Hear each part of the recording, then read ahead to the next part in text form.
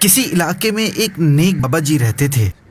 غریبوں اور ضرورت مندوں کی مدد کرنا ان کی عادت میں شامل تھا، لیکن مدد کرنے کا طریقہ بڑا ہی انٹرسٹنگ تھا۔ وہ یہ کہ کوئی غریب یا ضرورت مند ان کے پاس آتا تو یہ مالداروں سے پیسے قرض لے کر ان کی مدد کر دیتے، اور ان کے پاس جو تحفے آتے اس سے لوگوں کو قرض واپس کر دیتے، مگر اپنے پاس کوئی چیز نہیں رکھتے تھے۔ آخری عمر میں وہ ایک بار بیمار ہوئے تو جن لوگوں سے انہوں نے لون لیے تھے وہ آ کر پیسے مانگنے لگے، جو کہ 400 دینار بنتی تھی۔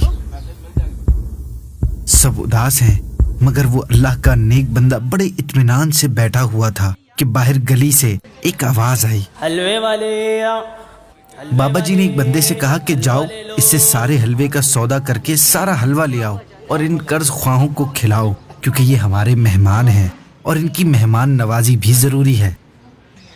سب کو حلوہ کھلا دیا گیا تو حلوہ بیچنے والے بچے نے حلوے کا آدھا دینار مانگا۔ میرے پیسے نہیں ہے بیٹا، پیسے نہیں ہے۔ بابا جی نے کہا میرے پاس تو ابھی کچھ نہیں ہے، تم ابھی ان لوگوں کے ساتھ بیٹھ جاؤ، اللہ جلد کوئی صورت بنا دے گا۔ یہ سن کر بچہ رونے چلانے لگا، دو میرے کو میرے پیسے، بھائی میرا مالک مجھے مار دے گا۔ بچے کا رونا دیکھ کر قرض خواہوں نے بھی چلانا شروع کر دیا کہ اس نے ہمارا مال تو اڑا ہی دیا اور جاتے جاتے بچے کو بھی لوٹ لیا، خدا کو کیا منہ دکھائے گا۔ بابا جی یہ سب خاموشی سے سنتے رہے، وہ بچہ بھی روتا رہا۔ چاہیے مجھے، ابھی چاہیے۔ تھوڑی ہی دیر میں ایک شخص آیا اور سلام و دعا کے بعد عرض کیا کہ حضور یہ نذرانہ قبول فرمائیں۔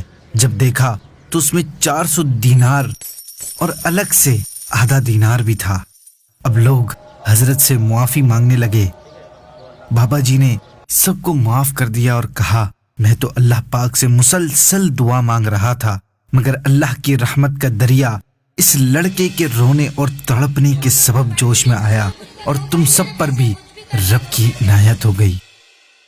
اگر آپ بھی کسی کام کے ہو جانے کی خواہش رکھتے ہیں تو اپنے رب سے فریاد میں سچی تڑپ پیدا کریں، کیونکہ رب ہی فرماتا ہے ادعوا ربکم تضرعا وخفیہ، اپنے رب سے دعا کرو گڑ گڑاتے اور آہستہ، پھر دیکھیں کتنے جلدی آپ کے کام پورے ہوتے ہیں۔